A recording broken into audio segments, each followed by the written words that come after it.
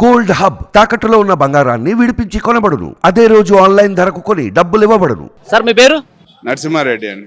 నరసింహారెడ్డి గారు, ఆంధ్రప్రదేశ్ లో రాజకీయం ఎట్లా ఉంది, ఏమనిపిస్తుంది మీకు? ప్రతి ఒక్కరు అనుకుంటుండ్రు ఈసారి చంద్రబాబు నాయుడు వస్తే మంచిది అనుకుంటున్నారు. అంటే ఎందుకు జగన్ గారి పాలన బాలేదా? బాగాలేదంటే అన్ని అప్పులు చేసి బిల్డింగ్లు గిరి పెట్టేసి రాష్ట్రాన్ని అధోగతి పాలు చేసిండు చెప్పుకుంటున్నారు అందరూ. ఈసారి చంద్రబాబు నాయుడు అన్న, పవన్ కళ్యాణ్ అన్న, మిగతా వేరే పార్టీ ఏది వచ్చినా మంచిగా ఉంటుందని అనుకుంటున్నారు. అంటే సంక్షేమ పథకాలన్నీ చాలా అందుతున్నాయి కదా, ప్రతి ఇంటికి ఏదో ఒక రూపంలో డబ్బులు వస్తున్నాయని చెప్తున్నారు. సో బడుగు బలహీన వర్గాలకి సంక్షేమం అందిస్తే వాళ్ళు కొంచెం అభివృద్ధి చెందడానికి అవకాశం ఉంటుంది. పేదలందరూ మాతోనే ఉన్నారు, మంచి సంక్షేమం గతంలో ఏ ప్రభుత్వం ఇవ్వలేదని చెప్పి జగన్ గారు చాలా సభల్లో చెప్తూ ఉన్నారు. సంక్షేమ పథకాలు ఎవరికి అంత పనికిరాలేదు, తాగోతులను బద్దకస్తులను చేసి చేస్తున్నా అంతే తప్ప ఎవరికి పనికొచ్చిన దాఖలు అయితే ఏం లేవు. సంక్షేమం వల్ల అంత యూజ్ లేదంటారా? ఏం లేవు. తాగుతారు, తింటారు, పండుకుంటారు, పనికి ఎవరైతే పోతలేరు. ఇంతకుముందు ఆంధ్ర అంటే ఒక కష్టపడే తత్వం ఉన్నోళ్ళే ఆంధ్ర వాళ్ళు అంటున్నారు, కానీ ఇప్పుడు ఎవరు కష్టపడతలేరు. జగన్ వచ్చినప్పటి నుంచి తింటూరు, పండుకుంటారు, సోమరిపోతులు, తాగుబోతులు. అయితే తెలంగాణ తర్వాత వాళ్ళు ఇవ్వడం వల్ల అట్లా తయారవుతుందంటారు. అంతే. అవసరానికి పథకాలు ఎవరు ఏమంటలేరు కదా, నువ్వు ఇస్తున్నా వాళ్ళు తీసుకుంటున్నారు, ఎంజాయ్ చేస్తుండ్రు, పండుకుంటారు, తింటారు. ఇప్పుడు ఫర్ ఎగ్జాంపుల్ అమ్మఒడి పథకం ఉంది, పిల్లలు స్కూల్ పంపించడానికి కొంతమంది పేదవాళ్ళు ఇబ్బంది పడుతూ ఉంటారు. సో వాళ్ళకి కొంత యూజ్ అవుతుంది కదా, అది పథకం మంచిదే కదా. గురించే స్కూల్ కు పంపించే వాళ్ళు కూడా ఉన్నారు. పథకం గురించి పంపిస్తున్నారు, దాని పథకం తీసేసిన తర్వాత స్కూల్ కు పంపించారు. అప్పుడు స్కూల్లో డెవలప్మెంట్ కూడా చేస్తున్నారు కదా, నాడు నేడు అని చెప్పి స్కూల్లో ప్రతి ఇంగ్లీష్ మీడియం పెడుతూ ఉన్నారు. అట్లా అవన్నీ ఉంటే ఇప్పుడు జగన్ గురించి ఏం తప్పు మాట్లాడారు కదా. మంచిగానే ఇదే గవర్నమెంట్ ఉండని అని చెప్పి చంద్రబాబు నాయుడు గారు వస్తే ఎట్లా చేస్తే బాగుంటుంది అనుకుంటున్నారు మీరు? చంద్రబాబు నాయుడు ఇక్కడ మేము చూసినాం కాబట్టి మాకు తెలుసు. ఆయన 20 years కు అడ్వాన్స్ గా డెవలప్ చేసిపోయింది ఇక్కడ. ఇప్పటికి చంద్రబాబు నాయుడు కంటిన్యూ ఉంటే హైదరాబాద్ క్రాస్ అయిపోతుండే. Thank you brother. మీ పేరు? సుబ్బు అన్న. సుబ్బు, ఎక్కడ మీది? ఒంగోలు. ఓకే, జగన్ గారి పాలన ఎలా ఉంది? 5 సంవత్సరాలు అంతేం బాగాలేదన్న. జనాలు సోమరిపోతులు చేస్తున్నారు కాబట్టి నచ్చదు. ఎప్పుడైనా కానీ జనాలు సోమరిపోతులు అవుతున్నారు. ఎందుకు?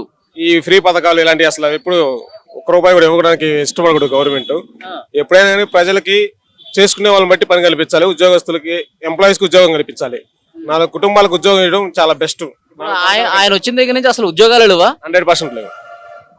గవర్నమెంట్ కావచ్చు, ప్రైవేట్ కావచ్చు, ఏవి రావట్లేదు. ఇప్పుడు వాలంటీర్లు, సచివాలయ ఉద్యోగులు ఇవి అవి అంతగా వాలంటీర్ ఉద్యోగాలు అసలు పనికిరావు. ఒక సచివాలయంలో వాలంటీర్ పెట్టే ఖర్చుకి ఆ ఊరినే చాలా డెవలప్ చేయొచ్చు. ₹1 పైన ఖర్చు పెడతారు సింపుల్ లెక్కేస్తే, వాలంటీర్ కానీ సచివాలయం కానీ. ఇవన్నీ చూసారా, రేషన్ ఇస్తున్నారు కదా, అవి అంత వేస్ట్, అసలు ఏం పనికిరావు. అవన్నీ జనాలు వెళ్ళి తెచ్చుకోవడం. ప్రతి ఇంటికి వెహికల్ ఇస్తున్నారు కదా, పెట్రోల్, దానికి మళ్ళీ 3 ఎంప్లాయీస్ అంతా వేస్ట్. గతంలో ఒక రూమ్ లో ఇచ్చేవాళ్ళు, ఆడికెళ్ళి తెచ్చుకుంటారు. ఊర్లో అంటే దగ్గరే ఉంటారు కాబట్టి గవర్నమెంట్ డబ్బు వేస్ట్ చేయడం వేస్ట్. సో అంతగా జగన్ గవర్నమెంట్ బాగాలేదనిపిస్తుంది. ఇప్పుడు సంక్షేమ పథకాలు ప్రతి ఇంటికి వెళుతున్నాయి. కింది స్థాయిలో ఉన్నటువంటి పేదలందరూ కూడా మా వైపే ఉన్నారు. ఎస్సీలు, ఎస్టీలు, మైనారిటీలు వీళ్ళందరూ ప్రభుత్వం పట్ల చాలా సానుకూలంగా ఉన్నారని చెప్తున్నారు. ఏం వర్కౌట్ కాదంటారా? మరి ఏం కావన్నా, June 4th మీరే చూస్తారు. ఏమి కాదు, మొత్తం ఖచ్చితంగా గవర్నమెంట్ మారబోతుంది. అంతే, 100% మారింది. మీ అంచనా ప్రకారం ఎన్ని స్థానాలు వస్తాయి అంటారు? మొన్నటిదాకా 120-130 వస్తాయి అనుకున్నాము. ఎవరికి? టీడీపీ కూటమికి, టీడీపీ జనసేనకి. జనసేనకి ఎవరికి? వన్స్ బీజేపీ వచ్చింది కదా, మ్యాచ్ లో బయటపడింది. అంటే 100 వస్తాయి అంటారా? 100, 90 నుంచి 100 లోపు వస్తాయి మాక్సిమం. అదే బీజేపీ రావడం వల్ల అది అంత ప్రభావితం లేదన్న. బీజేపీ అంత మించి బీజేపీకి అంత లేదు. ఇప్పుడు అది కలవడం వల్ల ఎఫెక్ట్ కూడా ఉంటుంది.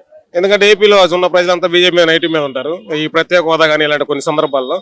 సో బలం లేనప్పుడు ఎందుకు బీజేపీని తీసుకున్నారంటారు? తప్పట్లేదు, ఇక తప్ప కలుపుకున్నట్టున్నారు. అది అందరిని కలుపుకోవాలని కలుపుకున్నారు. బట్ పవన్ కళ్యాణ్ అయితే గుడ్, అంతవరకు ఒప్పుకోవచ్చు. అతను కలవటం వల్ల ఉపయోగం ఉంటుంది, ఓటు చేయకుండా ఉంటుంది. బీజేపీ వల్ల ఏం కాదు. అది తెలిసినా కానీ కొంత గెలుపు అయితే కూటమికి ఉందంటారు. గెలుపు పక్కా ఉందన్న. ఇప్పుడు జగన్ చేసే పరిపాలన ముందు కేఏ పాలన గెలిచేస్తాడు, ఆపోజిట్ ఇంకో పార్టీ లేకపోతే. So 100% opposite. అంత దారుణంగా ఉందా జగన్ పాలన? ఒకసారి రండి నాతో పాటు ఏపీ చూపిస్తాను. Okay brother, thank you. Sir మీ పేరు? శ్రీహరి. శ్రీహరి గారు, ఆంధ్రప్రదేశ్ రాజకీయం ఎట్లా ఉంది? ఎలక్షన్ దగ్గర పడుతుంది. ఆంధ్రప్రదేశ్ లో గెలుపు ఎవరిదని మీరు అనుకుంటున్నారు? ఈసారి పోయినసారి ఒక్క ఛాన్స్ అని జగన్కి ఇచ్చాం అవకాశం, కానీ ఆయన దాన్ని నిలబెట్టుకోలేకపోయినాడు. అసలు ఏం పని చేయలేదు. ఈసారి చంద్రబాబు నాయుడు జనసేనకి ఇద్దామని అనుకుంటున్నాం. అంటే నిలబెట్టుకోలేదు అన్నారు ఏంటి, అంటే ఎక్కడ రోడ్లు లేవు. మా రోడ్లు లేక మొన్న మా మేనల్లుడు, సొంత మేనల్లుడే, వాడు బండి వేసుకెళ్తుంటే ఆ గుంటల రోడ్లో పడి వాడు మోకాలంతా ఇరిగిపోయి దగ్గర దగ్గర 5 లక్షల ఆపరేషన్ అయింది. అయ్యో మోకాలు చుప్పలు పగిలి. అప్పుడు వాడు ఎంప్లాయ్మెంట్ లాస్, ఒక 6 నెలలు బెడ్ రెస్ట్. వాడు సాఫ్ట్వేర్, నెలకు ₹1,00,000 జీతం, అన్ని జీతం బాయ్, ఉల్టా 5-6 లక్షల ఖర్చు, మానసిక వేదన. 6 నెలలు కేవలం రోడ్ల వల్ల ఇదంతా. కేవలం రోడ్ల వల్లనే. అక్కడ ఎంప్లాయ్మెంట్ లేదు. అక్కడ ఎంప్లాయ్మెంట్ లేక అందరూ వచ్చి హైదరాబాద్లో బతుకుతున్నారు. ఇప్పుడు మొన్న అదే హాలిడే, ఇది శనివారం ఆదివారం సాఫ్ట్వేర్ వాళ్ళకి సెలవు, ఊర్లో వ్యవసాయం ఉంది కదా అని చూసుకుందామని వెళ్ళాడు, పడిపోయాడు, దెబ్బలు తగిలినాయి. ఉపయోగం ఏముంది? అంటే రాష్ట్రం మొత్తం అట్లాగా ఉందా పరిస్థితి? రోడ్లు అన్నీ మాది తెనాలి పట్టణానికి ఒక 3 కిలోమీటర్ల దూరం, కూతవేడు దూరంలో ఉన్న రోడ్డే అలా ఉంటే విజయవాడ తెనాలి ఇంకా ఘోరంగా ఉంది రోడ్డు, బైపాస్ రోడ్డు. అసలు ఆయన ఏమీ పట్టించుకోవడం లేదు. ఎంత ఉన్నా ఏదో లబ్ధిదారులకు అంటున్నాడు, ఆ 2,000 ఈ 2,000 1000 వేస్తున్నాడు. ఆ 1000 2,000 అయితే ఎంతవరకు ఉపయోగం ప్రజలకి? ఏదైనా ఇప్పుడు సంక్షేమ పథకాలన్నీ చాలా బాగా చేస్తున్నాము. గత ప్రభుత్వం అసలు ఎవ్వరు కూడా ఇంత గొప్పగా సంక్షేమం చేయలేదు. ప్రతి ఇంటికి డబ్బులు వస్తున్నాయి అంటున్నారు కదా. ఏం డబ్బులు? నా బొంద ₹1000 ఇస్తే ఏం ఉపయోగం? ఇప్పుడు కరెంటు బిల్లులు దంచి కొడుతున్నారు. మా ఇంట్లో ఉండేది 2, మా అమ్మ మా నాన్న. నేను హైదరాబాద్లోనే ఉంటా. వాళ్ళకి ₹950 కరెంటు బిల్లు ఇచ్చాడు. ఉన్నదే 2. ఒక పక్క సంక్షేమం అని చెప్పి డబ్బులు ఇస్తూ మళ్ళీ అవే లాక్కుంటున్న పరిస్థితి. ఇచ్చేది ₹10, ₹100 గుంజుకునేది 200. మా పట్లని మరి మా మదర్ ఫాదర్కి ఏం రావు సంక్షేమ పథకాలు. ఎందుకంటే వాళ్ళకి పింక్ కార్డు హోల్డర్స్. అప్పుడు ఏదో వైట్ రేషన్ కార్డు ఉన్న తర్వాత దాన్ని రద్దు చేసేసాడు. వైట్ రేషన్ కార్డు ఏదో 2 ఎకరాల భూమి ఉందని చెప్పి రద్దు చేసి పడేసిండు. వాళ్ళ పేరు మీద 2 ఎకరాల భూమి ఉండే, రద్దు చేసేసిండు. ఇంకా మరి ఇంకేం సంక్షేమ పథకం వస్తుంది? ఏం రావట్లేదు. రాకపోగా ఉన్న ఉల్టా కొత్త వాళ్ళకి అంటే ఉల్టా చోర అన్నట్టు అయిపోయింది. సార్ ఇప్పుడు 3 రాజధానులు అని చెప్పేసి అంటూ ఉన్నారు. ఇప్పుడు డబ్బులు మొత్తం ఒక దగ్గరే పెట్టే బదులు అసలు అక్కడ ఏమీ లేనిది దాన్ని జీరో నుంచి డెవలప్ చేయాలి అమరావతిని. ఇప్పుడు ఆల్రెడీ వైజాగ్ ఒక మంచి సిటీ మనకుంది, దాన్నే మనం రాజధానిగా పెట్టుకుందాం, అడ్మినిస్ట్రేషన్ క్యాపిటల్ చేసుకుందాం, కర్నూలుని న్యాయ రాజధాని చేసుకుందాం, ఈ శాసన రాజధాని ఎలాగో ఇక్కడ అమరావతి దగ్గరే ఉంటుందని చెప్పారు. ఈ 3 రాజధానులకి ఈ ఎలక్షన్స్లో ప్రజలు ఎంతవరకు సానుకూలత చూపించే అవకాశం ఉంది? 100% చూపిరు. ఎందుకంటే 3 రాజధానులు అన్నాడా.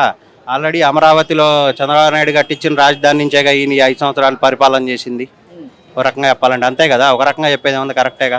అక్కడ బోల్డ్ బిల్డింగులు ఆల్మోస్ట్ 90% కట్టేసి వాటిని కొంచెం ఏది ప్లాస్టరింగ్ చేసి కరెంటు బిగించుకుంటే వాడుకునేంత బిల్డింగులను అలాగే పాడుపెట్టేశాడా.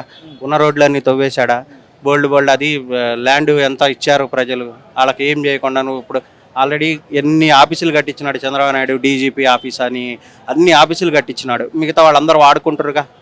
ఈయన వైజాగ్ అన్ని తాత్కాలిక భవనాలు అని చెప్పేసి భవనం ఎందుకు తాత్కాలికమైతే? అతను ఏమన్నా అంటే ఫస్ట్ ఇది ఇంకా పెద్ద మనం ఆకాశ హర్మ్యాలు మంచి కట్టించుకున్న ఐకానిక్ బిల్డింగులు కట్టించుకున్నాక ఇవి దాంట్లోకి షిఫ్ట్ చేసి ఆ బిల్డింగులు వేరే దానికి వాడుకుందాం అన్నాడు. అంతేగాని అయ్యేం తాత్కాలికం అంటే రేకుల షెడ్లు అంటే తాటాకు గుడిసెలో కాదుగా.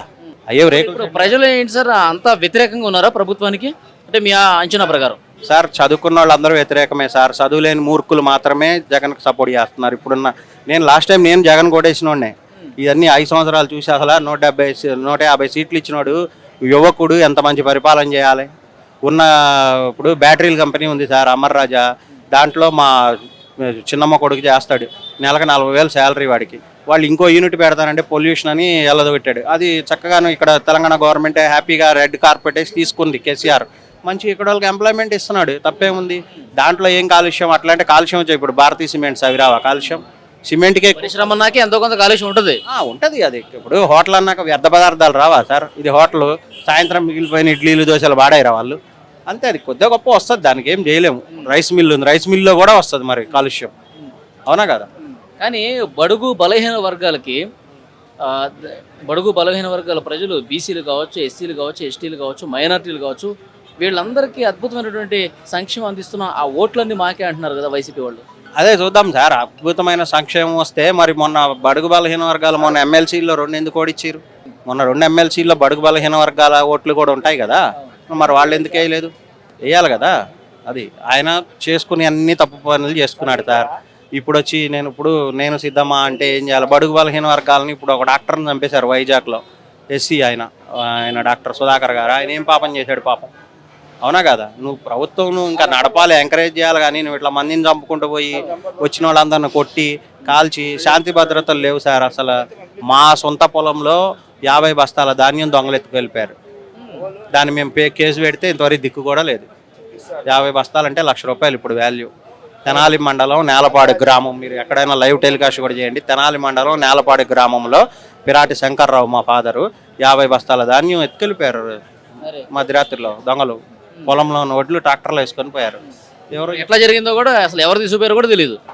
కేసు పెడితే కూడా పోలీసు వాళ్ళు వచ్చి మా దగ్గర 10,000 5,000 అని ఉల్టా డబ్బులు ఎత్తుకెళ్తున్నారు తప్ప అసలు దానికి ఇన్వెస్టిగేషనే లేదు. అంటే అంత అధ్వానంగా ఉందా పరిస్థితి? మరీ ఘోరం సార్. అందుకే నేను ఇంత ఆవేదనతో ఎందుకు చెప్తున్నా మీకు. పోయినసారి వేసాంగా, పోయినసారి అసలు మా ఊర్లో 1,200 ఓట్లు ఉంటే ఆల్మోస్ట్ 950 ఓట్లు వైసీపీకే పడ్డాయి. ఇందులో ఈసారి 300 కూడా పడతాయో పడవు చూద్దాం సార్. ఇంకా ఎలక్షన్ ఎంతో సమయం లేదు కదా, మా ఉంటే ఒక 2 నెలలు కూడా ఉందో లేదో కానీ చూద్దాం. చూద్దాం. ప్రజలు కూడా అంత వ్యతిరేకతతో ఉన్నారా? కింది స్థాయిలో ఉన్న ప్రజలు కూడా. నేను కింద స్థాయి వాడినే కాదు, నేను లీడర్ని కాదు కదా సార్. అంటే పేదలు, బడుగు బలహీన వర్గాలు అందరూ మా వైపు ఉన్నారని చెప్తున్నారు. సో మే 13వ తారీఖు పోలింగ్ ఉంది కాబట్టి ఆ రోజు ఏం జరుగుతుందో చూద్దాం. మేమైతే ఈసారి వేయం సార్. మా ఓటు ఇక్కడే ఉంది. నా ఓటే కాదు, మా ఊరు వాళ్ళు కనీసం ఒక 70-80 మంది ఉంటున్నారు. మేమందరం వెళ్తాం. అందరు జగన్కి వ్యతిరేకంగానే. తెలుగుదేశం మాకు తెనాలి నియోజకవర్గం జనసేనకి వెళ్ళింది. ఈసారి నాదెండ్ల మనోహర్ ఆయనకే వేస్తాం. ఆ విషయంలో కన్ఫామ్గా చెప్తున్నా. ఓకే అండి, థ్యాంక్ యూ సార్.